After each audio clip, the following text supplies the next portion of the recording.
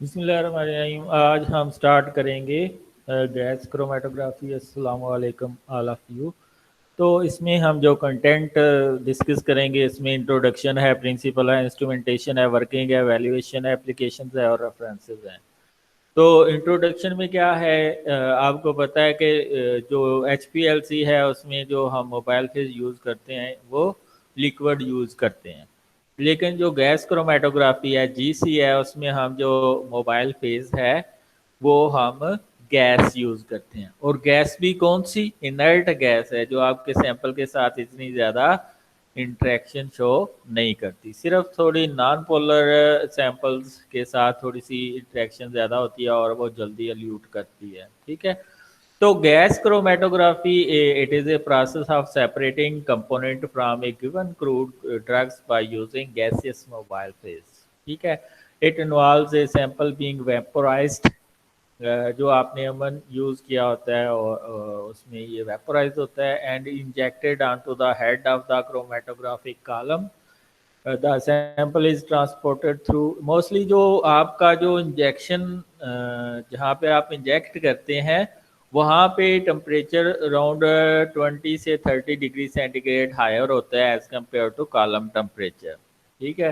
The sample is transported through the column by the flow of inert gaseous mobile phase. The column itself contains a liquid stationary phase which is absorbed onto the surface of inert solid. जो inert solid होता है उसके ऊपर liquid stationary phase होती है।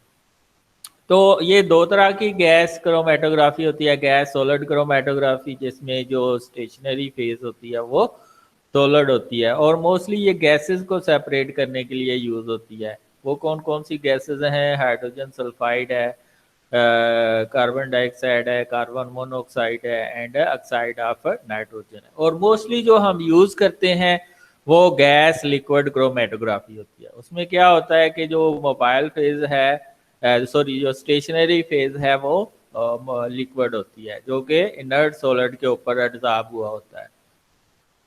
तो इसका principal क्या है? प्रिंसिपल बिल्कुल सिंपल है कि जो आपकी गैस क्रोमेटोग्राफी है इसमें हम इनर्ट गैस यूज़ करते हैं। इनर्ट गैस क्या करती है? वो अपने साथ सैंपल को लेके जाती है। अगर तो सैंपल की आपके स्टेशनरी फेज के साथ इंट्रैक्शन ज़्यादा है तो वो अल्यूट होने में ज़्यादा टाइम देगा।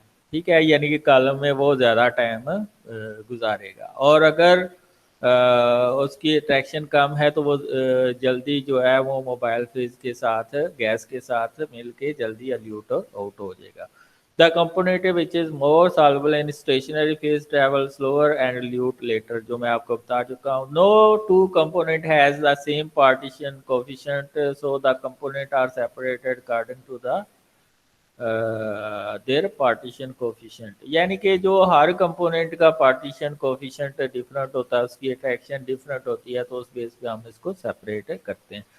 Partition coefficient is the ratio of solubility of substance distributed between two immiscible liquid at a constant temperature. To immiscible liquid कौन कौन से हैं? एक तो आपकी स्टेशनरी फेज है और दूसरा जिसको आप सेपरेट करना चाह रहे हैं। तो इसमें इंस्ट्रूमेंटेशन में क्या है, हम एक कैरियर गैस इनर्ट यूज़ करते हैं, मोस्टली हीलियम नियॉन वगैरह यूज़ करते हैं। लेकिन with respect to your sample हम इसको चेंज कर सकते हैं नाइट्रोजन में और हाइड्रोजन में या आर्गन के अंदर।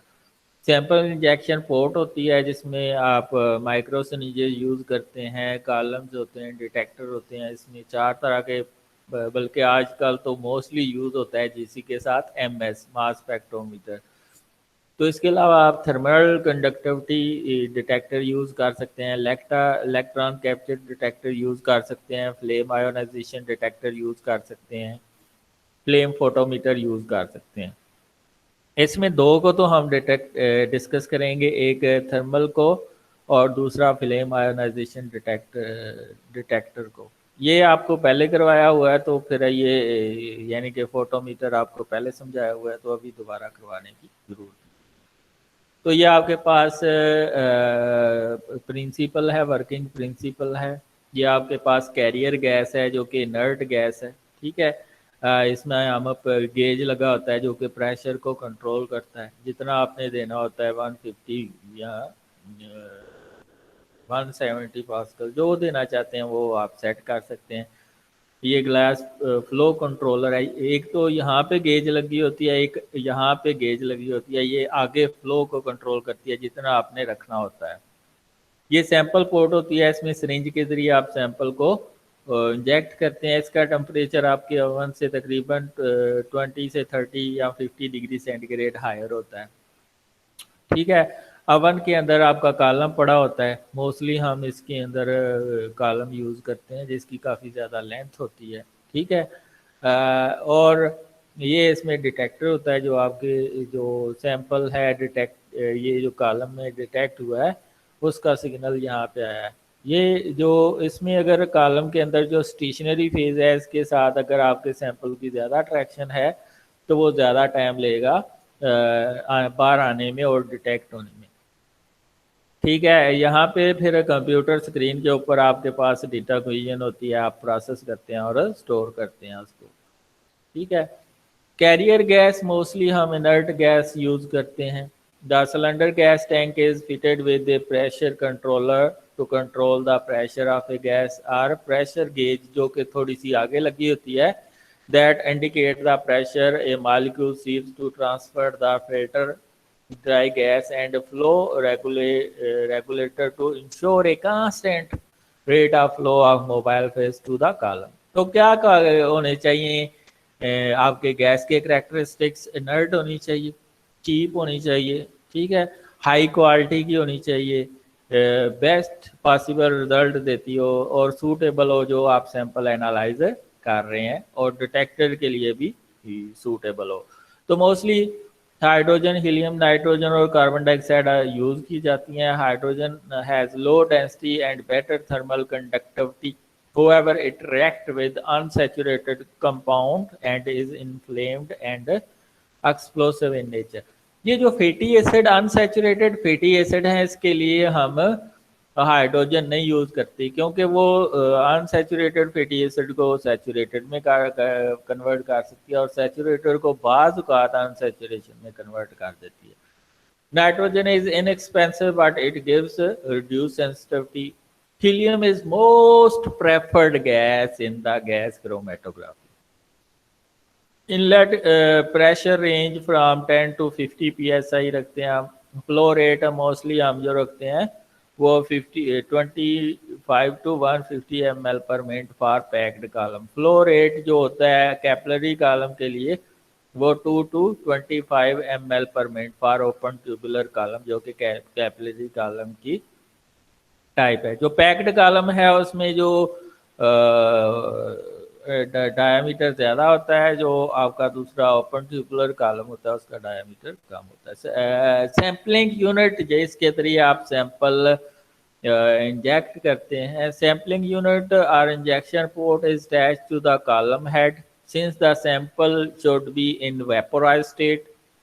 The injection port is provided with an oven that helps to maintain its temperature about 20 to 50 degree centigrade, यानी कि जो कि बॉइलिंग पॉइंट सैंपल का उससे हायर होता है।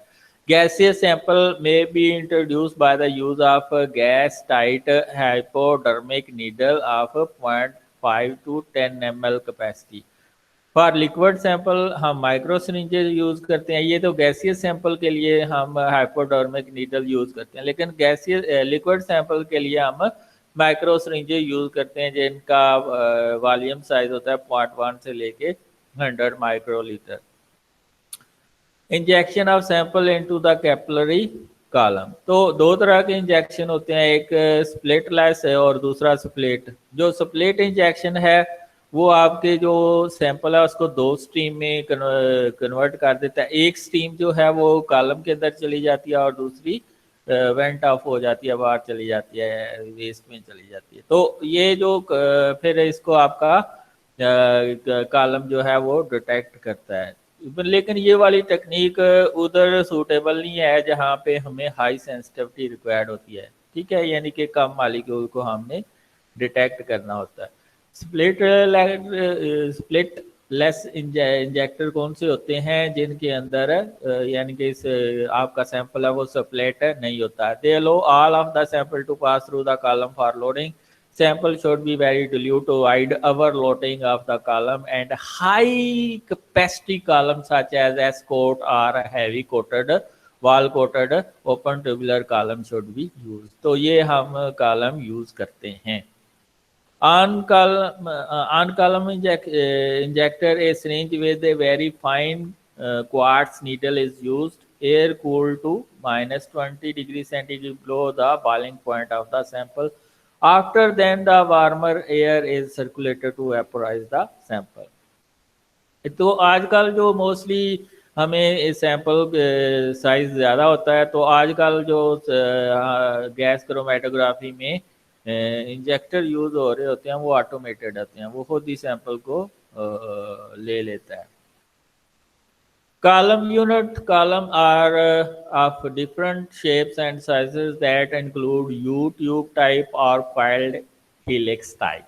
ये कई तरह के होते हैं, मोस्टली ये helix type होते हैं, बहुत सी कर्विंग होती है उसके अंदर, यानी कि सर्कलिंग होती है। They are mainly made up of copper, stainless steel या अल्युमिनियम या ग्लास, नायलॉन या अदर सिंथेटिक प्लास्टिक के बने होते हैं। मोस्टली ये स्टेनलेस स्टील या अल्युमिनियम जो कि बड़ी हार्ड होती है, इसके अंदर जो इंटरनल मटेरियल बड़ा हार्ड होता है, डायटमस अर्थ मोस्टली यूज होती है, इसकी कोटिंग होती है। Its main function is to provide mechanical supports to the liquid phase। An ideal support should be have a large surface area, chemically inert should get uniform, wet with liquid phase should be thermostable। तो जो internal solid coating होती है वो mostly डायटमस अर्थ की होती है या किसल गोर की होती है, ग्लास बीड्स की होती है, पोरस पॉलीमर की होती है या सैंड की होती है। लिक्विड फेजेस मोस्टली जो हम इसके ऊपर कोटिंग करते हैं, it should be non volatile, should have high decomposition temperature, should be chemically inert, should possess low vapor pressure at column temperature, should be chemically and structurally similar to that of your solute, ताकि ज़्यादा से ज़्यादा अच्छी separation हो। Polar for polar solute, non polar for non polar solute. Non polar hydrocarbon phases कौन से हैं? Non polar molecule की सेपरेशन के लिए यूज करते हैं। इसमें पैराफिन ऑयल है, सिलिकॉन ऑयल है, सिलिकॉन रबर गम है, और ये टेम्परेचर 400 डिग्री सेंटीग्रेड तक बर्दाश्त कर सकते हैं। पोलर कंपाउंड के लिए हम मोस्टली यूज करते हैं यानी इनके साथ हम सियानाइड लगा देते हैं, कार्बोनिल ग्रुप लगा देते हैं या हाइड्रोक्सिल ग्रुप लगा देते हैं। ये पोलर कंपाउंड को सेपरेट करने के लिए हम मोस्टली पॉलीग्लाइकोल्स यूज करते हैं, जो किसकी बनी होती है? कार्बोवैक्स की बनी होती है। Liquid having hydrogen bonding glycol use कर सकते हैं। Liquid stationary phase glycerol as a liquid stationary phase use कर सकते हैं। हाइड्रोक्सी एसिड आप यूज कर सकते हैं। There are generally two types of column, packed column and capillary column. जो पैक्ड कॉलम होते हैं in gas liquid chromatography, they are densely packed with finely divided inert solid support material, mostly वो diatomaceous earth का होता है, coated with liquid stationary phase. In gas solid chromatography the column are packed with adsorb और porous polymer. Length उसकी क्या होती है? 1.5 to 10 metre. Internal diameter 2 to 4 millimetre होता है। कैपिलरी कॉलम में क्या होता है? Length range from 10 to 100 metre, बहुत ज़्यादा लेंथ होती है, इसलिए इसमें सेपरेशन भी अच्छी होती है। इंटरनल डायमीटर यूजली 0.1 से लेके 0.5 मिलीमीटर तक होता है। वॉल कोटेड कॉलम, इसकी जो कैपिलरी कॉलम है इसकी दो टाइप्स हैं, वॉल कोटेड कॉलम है और स्पॉट कोटेड कॉलम है। consist of capillary tube whose walls are coated with the liquid stationary phase। ये wall coated column है। spot coated wall में क्या है? the inner wall of the capillary is lined with thin layer of spot material such as diatomaceous earth onto which stationary phase has been adsorbed।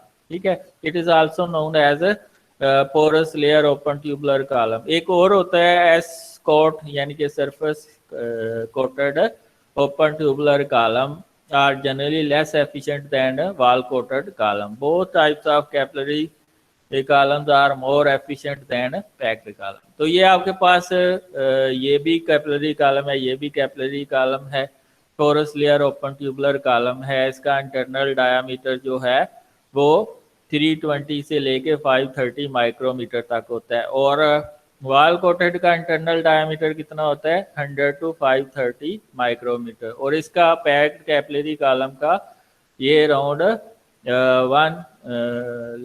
1 millimetre होता है। Equilibrium of the column, the packed column are equilibrated before the introduction into the sample. कैसे equilibrate करते हैं, यानी कि उसको standardise करना। इसका मतलब क्या है, स्टैंडर्डाइजेशन क्या करते हैं आप, क्या करते हैं जो गैस है उसको 24 घंटे तक रन करते हैं प्रिस्क्राइब्ड टेम्परेचर के ऊपर, तो उसके ऊपर आपके पास एक बेस लाइन आ जाती है। ठीक है, आजकल इतनी ज़्यादा 24 घंटे की ज़रूरत नहीं होती, आजकल तो 1-2 घंटे के अंदर जो है बेस लाइन सेट हो जाती है, आजकल जो इंस्ट्रूमेंट आ रहे हैं। Column temperature, this can be controlled by jacket equipped with vapors of a boiling liquid, electrically heated metal blocks are circulating air bath. तो ये जो है अवन की इंटरनल पार्ट को दिखाया गया कि इसके अंदर जो है ये जो अवन है, ये डिवाइसेस होती हैं जो टेम्परेचर को कंट्रोल करती हैं। Compound of low boiling point eluted at lower temperature, compound of higher boiling point at high temperature, resulting in broader and shallow peaks. इनकी जो पीक होती है हाई बॉइलिंग पॉइंट वाले की, इनकी पीक ब्रॉड और शैलो होती है। Require temperature programme. Detector, the eluted solute particle along with the carrier gas exit from the column and enter the detector. The detector then produce electrical signal proportional to the concentration of a component of solute. यानी कि जितना आपका sample आ रहा है उसके मुताबिक वो signal produce करता है और उसके मुताबिक फिर पीक का एरिया आता है। The signal are amplified and recorded as a peak at intervals on the chromatogram. ठीक है, properties of an ideal detector क्या है, सेंसिटिव होना चाहिए, यानी कि कम क्वांटिटी को भी डिटेक्ट कर ले आपके सैंपल की। Operate at high temperature around 400 degree centigrade तक भी ऑपरेट करना चाहिए। स्टेबल और रिप्रोड्यूसिबल होना चाहिए, लीनियर रिस्पॉन्स होना चाहिए, वाइड डायनामिक रेंज होनी चाहिए, फास्ट रिस्पॉन्स होना चाहिए, सिंपल और रिलायबल होना चाहिए, नॉन डिस्ट्रक्टिव होना चाहिए, यूनिफॉर्म रिस्पॉन्स होना चाहिए सारे एनालाइट्स के लिए। तो एक हमारे पास है thermal conductivity detector is based on the upon the fact that the heat lost from the filament depends upon the thermal conductivity of the stream of stronger gas as well as specific heat। तो ये आपके पास है ये एक constant gas flow कर रही है जिसकी वजह से जो है टेम्परेचर ये बेसलाइन सेट है इसकी। ठीक है, खास टेम्परेचर के ऊपर, लेकिन यूं ही कोई एनालाइट आता है तो टेम्परेचर चेंज आती है। उस टेम्परेचर चेंज को वो डिटेक्ट करता है आपका थर्मल कंडक्टिविटी जो डिटेक्टर है, और उसकी बेस के ऊपर पीक आती है। ठीक है, ये जो थर्मल कंडक्टिविटी डिटेक्टर है इसके एडवांटेज क्या है, सिंपल और इनएक्सपेंसिव है, durable and possesses long life है, एक्यूरेट रिजल्ट आते हैं, नॉन सेलेक्टिव है, नोन एज यूनिवर्सल डिटेक्टर। ये क्योंकि नॉन सेलेक्टिव है तो इसको यूनिवर्सल डिटेक्टर, मोस्टली जीसी के साथ यही होता है, लेकिन आजकल हम एमएस यूज करते हैं फॉर द क्वांटिफिकेशन, वो उसी वक्त आपको जो आपका सैंपल है उसको क्वांटिफाई भी करके दे देता है।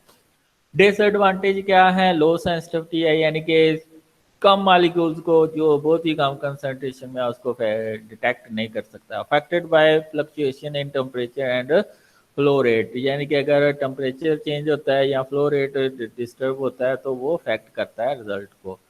वर्किंग क्या है, बिल्कुल सिंपल है। सबसे पहले आपने इस रेंज से सैंपल को अपलोड करना है, एस्पायरेट करना है, रिकॉर्ड द सेटिंग, उसमें कॉलम टेम्परेचर है, डिटेक्टर टेम्परेचर है, इंजेक्शन पोर्ट टेम्परेचर है, ये आपने सेट कर लेना है। Introduce sample into the injection port by completely inserting the needle into the rubble septum. Note down the injection time, क्योंकि हर सैंपल का एक स्पेसिफिक रिटेंशन टाइम होता है। रिटेंशन टाइम क्या होता है, time of injection to that of detection. The sample get vaporized due to the higher temperature of injection port and swept into the column by carrier gas. ये जो high temperature होता है आपका injection port का, उसकी वजह से वो वेपोराइज हो जाता है, फिर वो कॉलम के अंदर चला जाता है. This sample component no get distributed between the gas and stationary liquid phase depending upon their solubility and tendency. The component with minimum solubility move faster, यानी कि जिसकी स्टेशनरी फेज के साथ ट्रैक्शन कम होगी वो ज़्यादा तेज़ी से आगे जाएगा, और जिसकी ज़्यादा ट्रैक्शन होगी वो स्लोली आगे जाएगा. The component leaving the column activate detector and record to give a plot. ये आपके पास प्लॉट आ जाता है कोई इस तरह का. The component that slowly leave the column gives a bell shape curve of shorter peak. जो स्लोली जो है ना वो लीव करते हैं वो बेल शेप्ड कर्व देते हैं शार्टर पीक का. While one which travel faster give bluntly pointed curve of large peak. और जो जल्दी से पहले सेपरेट हो जाते हैं वो ब्लंटी पॉइंटेड कर्व्स देते हैं. In above graph, the component that first emerge of the column is component 4. Component 4 क्यों? क्योंकि ये बड़ी पीक दे रहा है तो ये सबसे पहले एल्यूट आउट होता है, बड़ी और बड़ी पीक दे रहा है. ये जो आपका जो कंपोनेंट है 1, ये सबसे एंड के ऊपर एल्यूट आउट हो रहा है. क्यों? क्योंकि इसकी पीक सबसे कम है. The area under the curve is determined in order to obtain the percentage composition of the mixture. Application क्या है? Quality control and quality analysis of drugs product like antibiotic, antiviral drugs, general ये जो हम use करने के लिए chloroform ether use करते हैं, एनेस्थेटिक्स वगैरह, इनकी क्वांटिटी को चेक करने के लिए, सेडेटिव ड्रग्स की लेवल को चेक करने के लिए हम यूज़ करते हैं. Assay of drugs purity of compound can be determined for drugs like ये सारी ड्रग्स की हम प्योरिटीज़ को चेक कर सकते हैं. इसमें फैटी एसिड हैं तो और दूसरे मेटाबोलाइट्स हैं, उनको ये ड्रग्स हैं लाइक एट्रोपाइन सल्फेट है, क्लाव ऑयल है, स्टीरिक एसिड है. ये जो ड्रग्स हैं इनको हम इसकी क्वालिटी को चेक कर सकते हैं. इसके अलावा मेटाबोलाइट का लेवल चेक कर सकते हैं ब्लड, सीरम और यूरिन के अंदर. मिसलिनियस है. इसके अलावा इसमें carbohydrate, protein, lipid, vitamin, steroid, vitamin and pesticide भी कर सकते हैं, लेकिन वो जो हाई टेम्परेचर पे मोस्टली डिकम्पोज नहीं होते. Pollutant like formaldehyde, carbon monoxide, benzene और डीटी हम से डिटेक्ट कर सकते हैं. डेयरी प्रोडक्ट को हम डिटेक्ट कर सकते हैं. Separation and identification of volatile material, plastic, natural and synthetic polymer, paints and microbiological sample को हम डिटेक्ट कर सकते हैं. अब एक छोटी सी वीडियो देखते हैं, उससे आपको और ज़्यादा क्लियर हो जाएगा. Here everyone, quick biochemistry basics here. Let's talk about gas chromatography. Gas chromatography is a chromatography technique used for the separation of volatile compounds. अच्छा, Volatile compounds are the compounds that get easily vaporized at room. ये volatile compound को separate करने के लिए use होता है जो easily evaporate हो जाते हैं. तो इसमें एक हम कॉलम यूज़ करते हैं. ठीक है, कॉलम से पहले वो एक पर्च होती है जो इम्प्योरिटीज वगैरह को लैदा कर देती हैं. Capillary column. Fat column.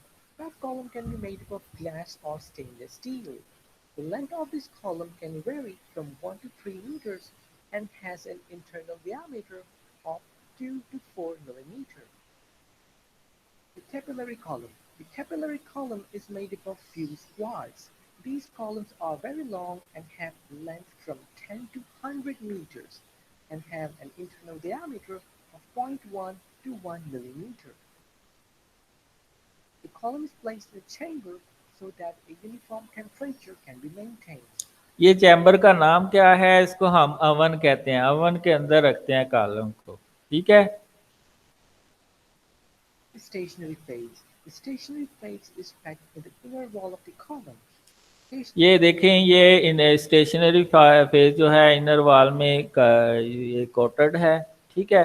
पहले एक सोलर डाई एटमॉस्फेयर की कोटिंग होती है और इसके ऊपर फिर हम लिक्विड स्टेशनरी फेज लगा देते हैं। ये जो पहले कॉलम का हिस्सा होता है ये इम्प्योरिटी को सेपरेट करने के लिए यूज होता है। The phase is made of silicon grease or wax which can withstand a high temperature. The mobile phase. The mobile phase is usually an inert gas like helium or unreactive gas such as nitrogen. The mobile phase gas is kept in a cylinder which is connected with the column via molecular sieve. The molecular sieve separates the unwanted hydrocarbons, oxygen and water. ये molecular सीव जो इधर लगी होती है ये unwanted hydrocarbon, water vapours और oxygen को remove करती है। Vapor that may interfere with the test sample during analysis. At the end of the column, there is a detector which detects the sample. Next to the working of gas chromatography, the sample which is to be separated is mixed with an appropriate volatile solvent such as heptane, acetone, or methanol. Just before the column, there is a septum that allows injection of the sample. The temperature of the injection region is kept 20 to 50 degrees Celsius high as compared to the column. ये जो मैंने आपको पहले बताया, volatilization of the sample. Once the sample is volatilized, it passes down the column where the separation occurs. During analysis, the temperature of the column is kept between 150 to 300 degrees Celsius. तो इसीलिए हम जो Separation occurs ये internal material use करते हैं stationary phase, वो ऐसा use करते हैं जो कि इस टेम्परेचर को बर्दाश्त कर सके, जो around 400 degree centigrade. molecules between the mobile phase and the stationary phase. The less moving flame, there are two electrodes. ये आपके पास Hydrogen. फ्लेम आयोनाइजेशन डिटेक्टर है जिसमें हम दो सिलेंडर यूज करते हैं, एक हाइड्रोजन का और एक ऑक्सीजन का। ये फ्लेम प्रोड्यूस करते हैं।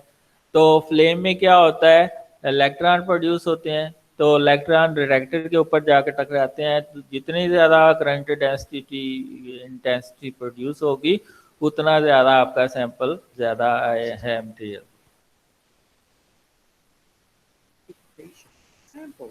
ये आप देखें, ये इलेक्ट्रॉन जो है डिटेक्ट हो गई इधर डिटेक्टर के ऊपर, वो उसका सिग्नल एम्पलीफाई होगा। जितनी ज़्यादा करंट डेंसिटी प्रोड्यूस होगी उतना सिग्नल ज़्यादा होगा, उतना आपका सैंपल ज़्यादा होगा इसमें। If the sample is detected, the computer gives a peak with respect to the retention time of the sample. ये The area under the ये समझने वाली चीज़ है, ये रिटेंशन टाइम क्या होता है। इसमें पहले वो जो है ना स्टैंडर्ड को रन करता है, उसमें पीक या रिटेंशन टाइम नोट करता है। मसलन एसीटोन एक रन किया है स्टैंडर्ड, तो उसका रिटेंशन टाइम उसने मेजर कर लिया। इसी तरह बाद में वो अपना सैंपल रन करता है, तो रन करने में एक पीक एसीटोन की जगह पे भी आती है। तो आप कहते हैं कि आपके अननोन सैंपल के अंदर एसीटोन भी मौजूद है। gives information. If the concentration is less, the area under the peak will be less. If the concentration is more, the area under the peak will be more. Now, for the detection of unknown samples, we need to have standards. Let's understand this with an example. Suppose we run methanol as our sample and the peak of methanol is obtained at 5 minutes. Next, we run acetone as our sample and the peak of acetone is obtained at 3 minutes. Next, we run unknown sample and we get this chromatogram. Now, ये unknown sample में आप देख सकते हैं, ये एक आपके पास methanol की पीक है। इसका मतलब है अननोन में मेथनॉल तो है लेकिन एसीटोन नहीं है। लेकिन एक और मटेरियल है 6 मिनट का, इसका स्टैंडर्ड हमारे पास नहीं था। तो इधर अगर इसका भी स्टैंडर्ड होता तो फिर हम इसको बता सकते थे कि ये अननोन में ये दूसरा मॉलिक्यूल कौन सा है। ठीक है, तो ये तो था है आपका आज का गैस क्रोमेटोग्राफी का लेक्चर। तो इसमें आपके कोई क्वेश्चन है तो आप पूछ सकते हैं। ठीक है, तो आपका कोई भी क्वेश्चन